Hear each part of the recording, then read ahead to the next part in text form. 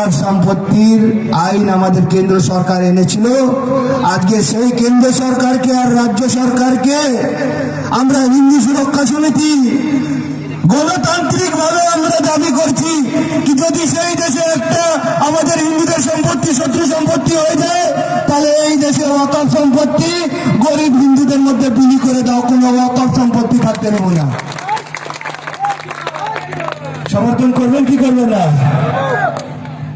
আমরা উত্তর দিনাজপুর জেলা জুড়ে জেলা শাসকের কাছে 4 দফা দাবি নিয়ে ডেপুটেশন দিতে যাবো। আপনারা সাথে থাকবেন কি থাকবেন না?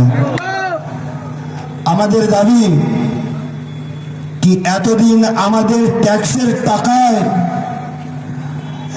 হিন্দুদের ট্যাক্সের টাকায় 5,000 কোটি টাকা মাদ্রাসা বোর্ডে বলে তারা বরাদ্দ করেছে, মাদ্রাসা চালাচ্ছে।